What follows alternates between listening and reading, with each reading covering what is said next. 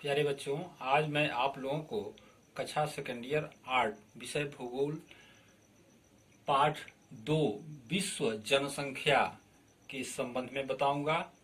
इस चैप्टर में आप लोगों को पार्ट 1 यह वीडियो के माध्यम से आज जनसंख्या के बारे में आप लोगों को बताऊंगा। मानव जनसंख्या भौतिक वातावरण का अत्यंत महत्वपूर्ण तत्व है।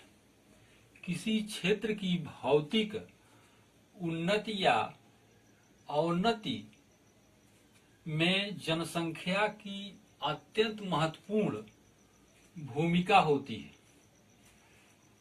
राल्फ वॉल्डो इमर्सन के शब्दों में स्वर्ण से नहीं अपितु केवल स्त्रियों और पुरुषों से एक राष्ट्र मजबूत और महान बनता है। सत्य और सम्मान के लिए जो डटे रहते हैं और परिश्रम करते हैं, वह लोग राष्ट्र के स्तंभों की गहरी नींव डालते हैं और आकाश तक ऊंचा उठाते हैं।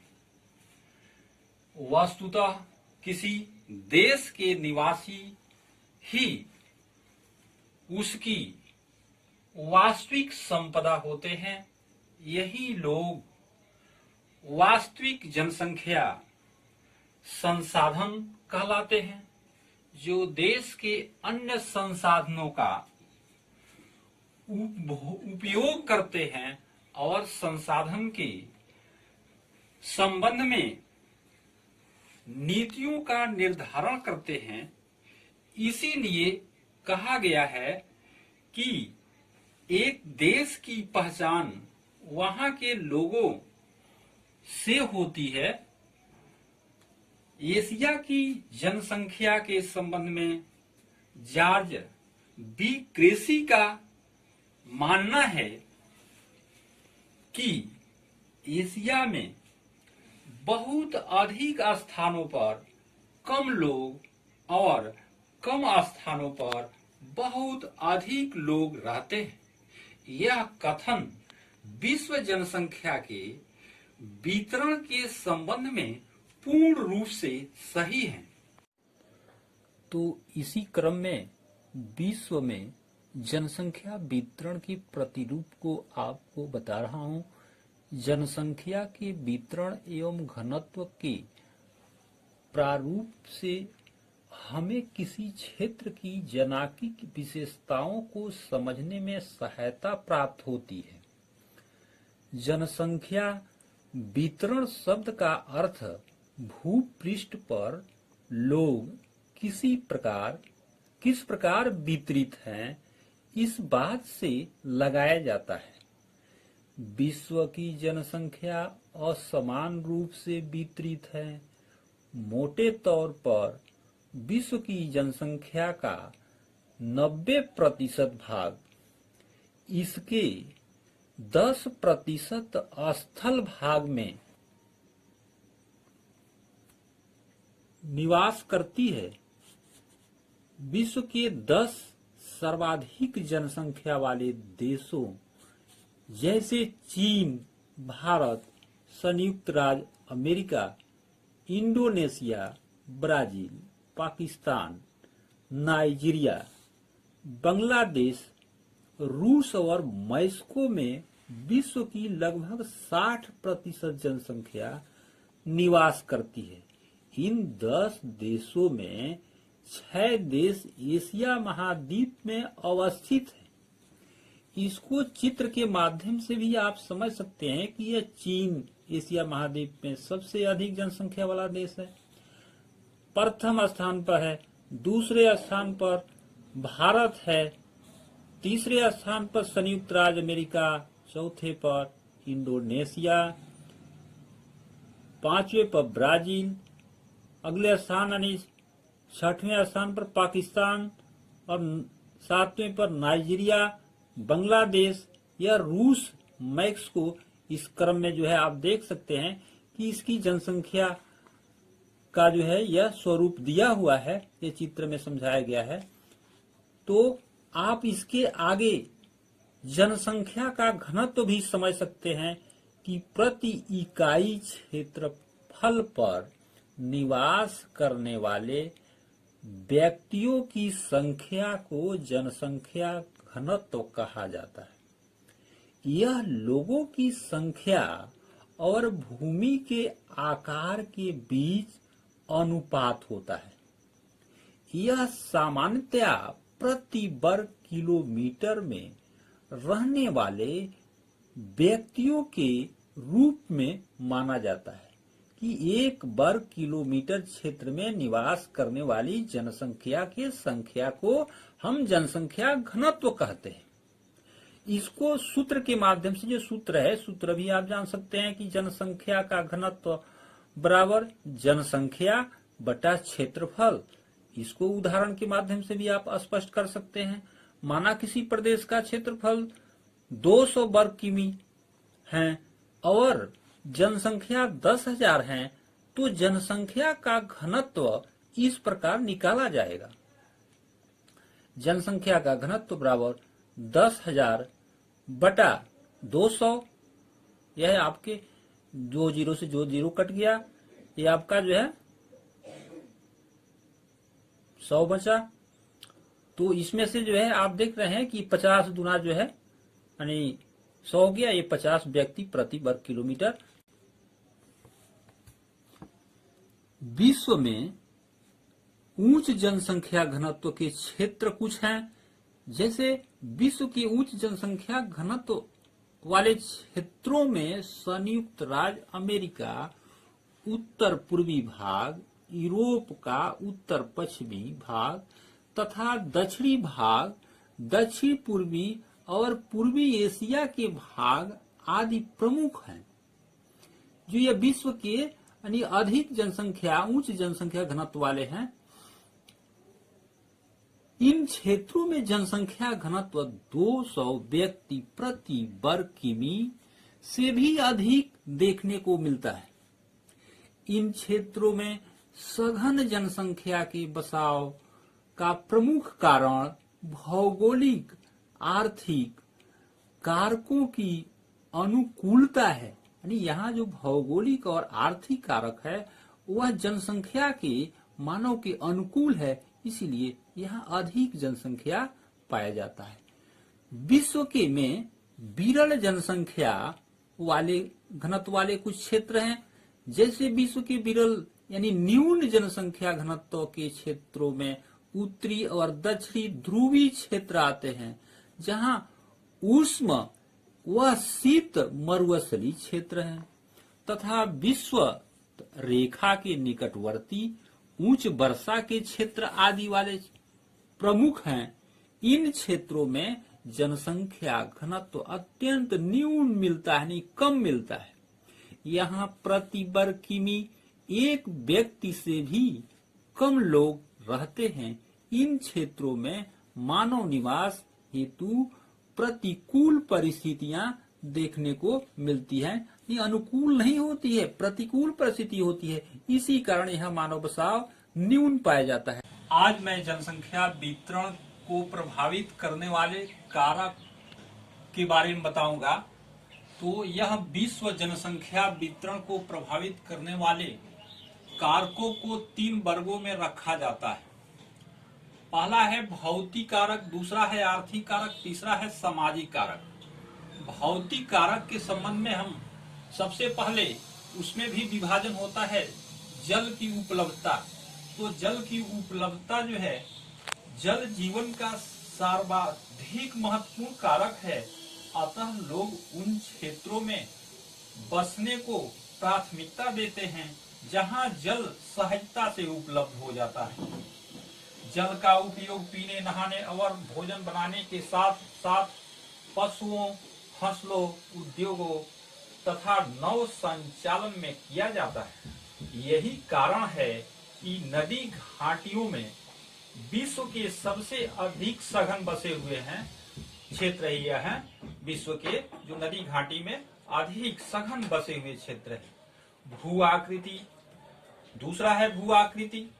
लोग समतल मैदान एवं मंद ढालों पर बसने को प्राथमिकता देते हैं। इसका कारण यह है कि ऐसे क्षेत्र फसलों के उत्पादन, सड़क निर्माण और उद्योगों के लिए अनुकूल होते हैं। इसीलिए अनुकूल क्षेत्रों में जनसंख्या सघन बसे होते हैं। जहां धरातल अनुकूल होते हैं, समतल होते हैं, वहां जनसंख्या अधिक बसी हुई होती है। वहीं हम पर्वतीय और पहाड़ी क्षेत्र परिवहन तंत्र के विकास में अवरोध उत्पन्न करते हैं। यहाँ परिस्थितियां यानी विपरीत होती है, अनुकूल नहीं होती है। इसीलिए प्रारंभ में कृषिगत और औद्योगिक विकास के लिए अनुकूल नहीं होते। अतः इन क्षेत्रों में कम जनसंख्या पाई जाती है। गंगा का मैदान विश्व में सर्वाधिक सघन बसने वाला क्षेत्रों में से एक है, जबकि वहीं विपरीत दिशाओं में हिमालय के पर्वतीय भाग विरल बसे हुए क्षेत्र हैं। तीसरा पॉइंट आपका जलवायु है। जलवायु जो है यह अति उष्ण ठंडे मरुस्थलों की विषम जलवायु मानव बसाव के लिए असुविधाजनक होती है। यह सुविधाजनक नहीं होती है। सुविधाजनक जलवायु वाले क्षेत्र जिसमें अधिक मौसमी जनसंख्या पाई जाती है। जहाँ की जलवायु सुविधाजनक होती है वहाँ मौसमी जनसंख्या अधिक पाई जाती है। जैसे भूमध्य सागरीय प्रदेश की जलवायु सुखद होती है। इसी कारण इतिहास के आरंभिक कालों से बसे हुए हैं। इतिहास जब से मानव का शुरू हुआ है तब से यह जगह पर लोग बसे हुए हैं। अगला है मृदाएं। यह मृदा में हम देखें तो जहाँ की उपजाऊ मृदाएं होती है वह कृषि के लिए, इनसे संबंधित क्रियाकलापों के लिए महत्वपूर्ण है। इसीलिए उपजाऊ दोमट मिट्टी वाले प्रदेशों में अधिक लोग निवास करते हैं, क्योंकि ये मृदाएं गहन कृषि का आधार बन जाती है। इसीलिए लोग अपने जीविकोपार्जन मिट्टी से करते हैं और खेती करके जो है अपने जीविकोपार्जन कर लेते हैं, अपनी आवश्यकताओं की पूर्ति कर लेते हैं और वहां अधिक रहना पसंद करते हैं। अगला पॉइंट है आर्थिक कारक। आर्थिक कारक में सबसे पहले खनिज आता है। खनिज की बात करें हम तो खनिज निक्षेपों से युक्त क्षेत्र उद्योगों के लिए अनुकूल होते हैं। खनन और औद्योगिक गतिविधियां रोजगार का साधन बनती है। अतः कुशल और अर्धकुशल कर्मी इन क्षेत्रों में पहुंचते हैं और जो है जनसंख्या सघन बना देते हैं। अफ्रीका की कटंगा, जाम्बिया, तांबा पेटी इसका एक अच्छा उदाहरण पेश करता है। दूसरा पॉइंट है इसमें नगरीकरण। नगरीकरण की बात किया जाए तो नगरीकरण जो कारक होते हैं, नगर रोजगार के अच्छे अवसर उपलब्ध कराते हैं, शैक्षिक व चिकित्सा संबंधी सुविधाएं एवं परिवहन और संचार के बेहतर साधन प्रस्तुत करते हैं। अच्छी नागरिक सुविधाएं नगरों में ही पाई जाती है। नगरीय जीवन के आकर्षण लोगों को नगर की ओर खींचने लगता है और इससे ग्रामीण क्षेत्रों के लोग नगरीय क्षेत्रों में प्रवास करने लगते हैं और नगर का आकार बढ़ जाते हैं। विश्व के विराट नगर प्रतिवर्ष बड़ी संख्या में प्रवासियों को लगातार आकर्षित करते हैं, जिसे नगरों में निरंतर जनसंख्या बढ़ती चली जाती है। तीसरा पॉइंट इसमें है औद्योगिक कारण। यह जो है जनसंख्या को प्रभावित करने वाले औद्योगिक कारण में भी जो है महत्वपूर्ण कारक है। और यह औद्योगिक पेटियां जहां होती है, यानी जहां उद्योग स्थापित होते हैं, वहां रोजगार के अवसर बहुत अच्छे उपलब्ध हो जाते हैं और बड़ी संख्या में लोगों को वहां आकर्षित करती है ये उद्योग।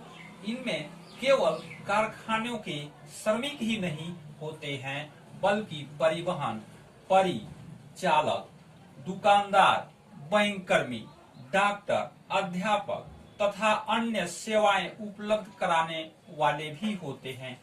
जापान का कोबे, ओसाका प्रदेश अनेक उद्योगों की उपस्थिति के कारण ही सघन बसा हुआ है। यानी विश्व में जो जापान का ये क्षेत्र है यह सघन बसा हुआ है। अगला कारण है यह सामाजिक एवं जो है यानी सांस्कृतिक कारक।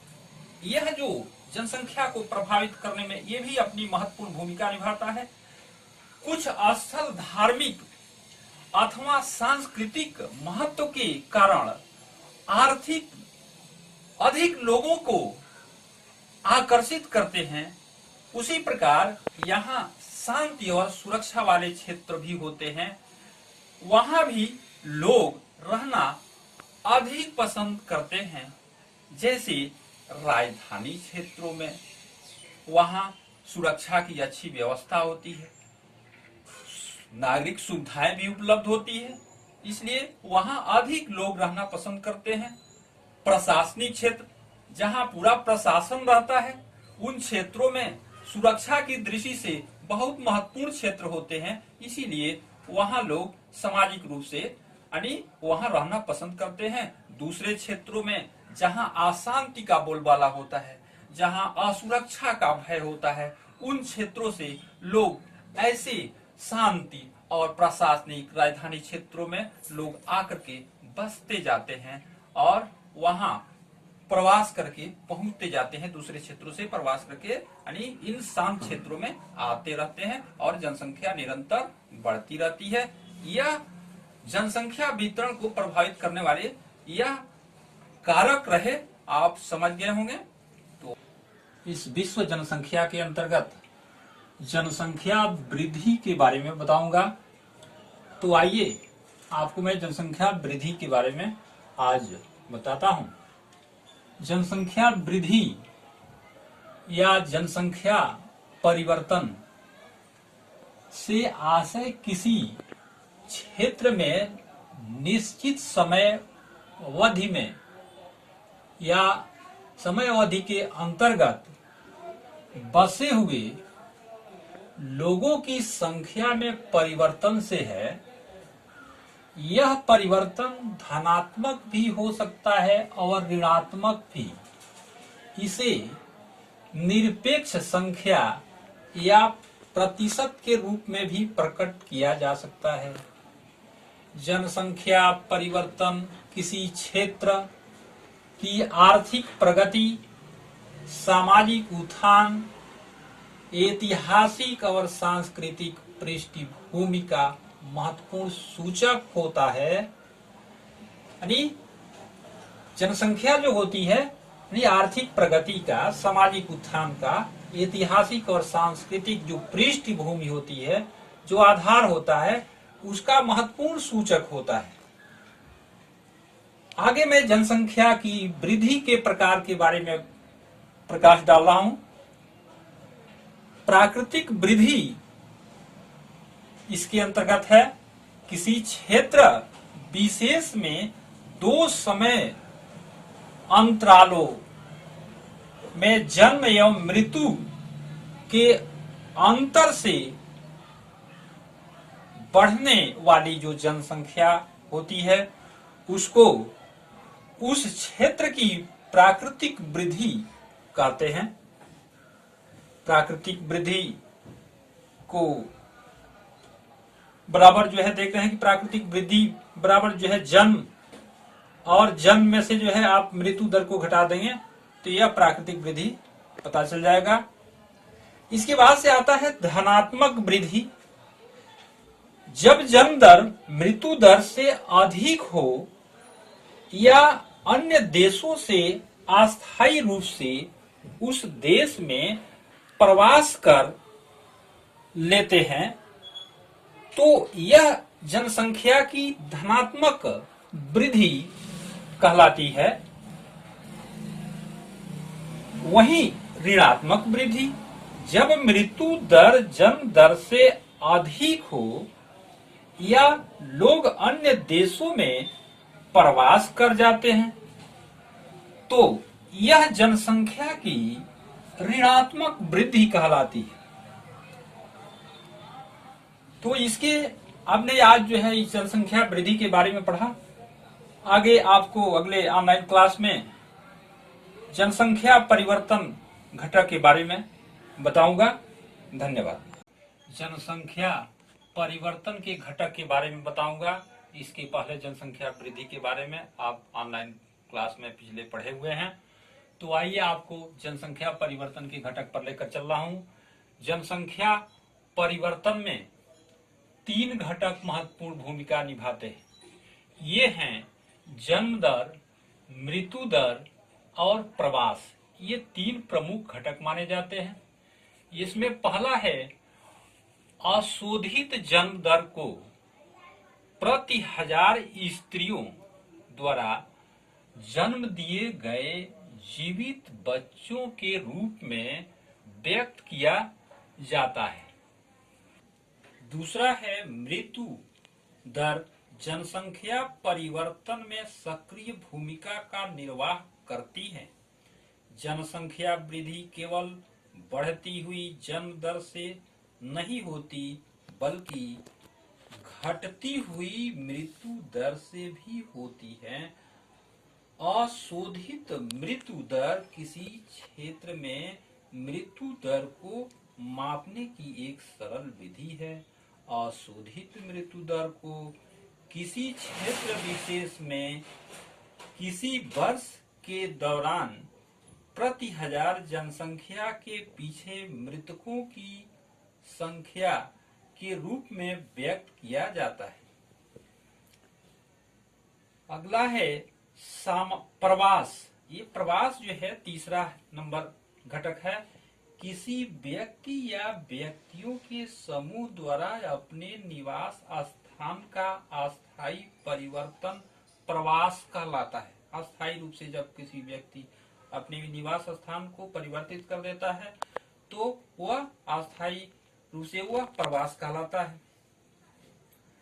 जब लोग एक स्थान से दूसरे स्थान पर जाते हैं तो वहां वह स्थान जहां से लोग गमन करते हैं उद्गम स्थान कहलाता है, और जिस स्थान में आगमन करते हैं वह गंतव्य स्थान कहा जाता है। उद्गम स्थान जनसंख्या में कमी को दर्शाता है, जबकि गंतव्य स्थान पर जनसंख्या बढ़ जाती है। प्रवास को मनुष्य और संसाधन के बीच अच्छे संतुलन प्राप्त करने की दशा में एक स्वतः स्फूर्त प्रयास के रूप में निरूपित किया जा सकता है। प्रवास अस्थायी, अस्थायी या मौसमी हो सकता है। यह गांव से नगर, नगर से नगर तथा नगर से गांव की ओर हो सकता है। प्रवासी जो किसी नए स्थान पर जाते हैं आप प्रवासी कहलाते हैं। प्रवासी जो एक स्थान से बाहर चले जाते हैं उत्प्रवासी कहे जाते हैं। नगरों की ओर प्रवास प्रारंभिक रूप से आयु तथा लिंग आधारित होता है। दूसरे शब्दों में हम कह सकते हैं कि कार्यशील आयु समूह के अधिक यानी कार्यशील जो आयु समूह के लोग होते हैं उसमें अधिक जो है पुरुष नगरों की ओर से पलायन करते हैं, जो गांव छोड़ करके शहर की तरफ रोजगार की तलाश में जाते हैं। लोग बेहतर आर्थिक और सामाजिक जीवन के लिए प्रवास करते रहते हैं। प्रवास को प्रभावित करने वाले कारकों को निम्नलिखित 2 समूहों में रखा गया है। पहला समूह है प्रतिकर्ष कारक। यह कारक प्रवास के उद्गम स्थान को कम आकर्षक बनाते हैं, जैसे बेरोजगारी, रहन सहन की निम्न दशाएं, राजनीतिक उपद्रव, प्रतिकूल जलवायु दशाएं, प्राकृतिक आपदाएं, महामारियां, तथा सामाजिक आर्थिक पिछड़ेपन आदि प्रवास के प्रमुख प्रतिकर्ष कारक है। जैसे आज पूरे भारत में कोरोना जैसी महामारी फैली हुई है, लोग एक स्थान से दूसरे स्थान पर जो प्रवासी हैं वह अपने घरों की तरफ जो है लौटने के लिए परेशान हो रहे हैं। तमाम तरह की इस महामारी से घटनाएं भी घटित हो रही है। आप सभी लोग समझ सकते हैं कि यह वर्तमान में यह एक आप महामारी है जो पाव पसारी हुई है पूरे भारत पूरे विश्व में। दूसरा है अपकर्ष कारक। यह कारक प्रवास के गंतव्य स्थान को उद्गम स्थान की तुलना में अधिक आकर्षक बनाते हैं। इन कारकों में काम के बेहतर अवसर, रहन सहन की उत्तम दशाएं, शांत व अस्थायित्व, अनुकूल जलवायु तथा जीवन व संपत्ति की सुरक्षा जैसे कारक सम्मिलित होते हैं। अगले क्लास में ऑनलाइन में आपको जो है जनसंख्या वृद्धि की प्रवृत्तियों के बारे में बताऊंगा। धन्यवाद।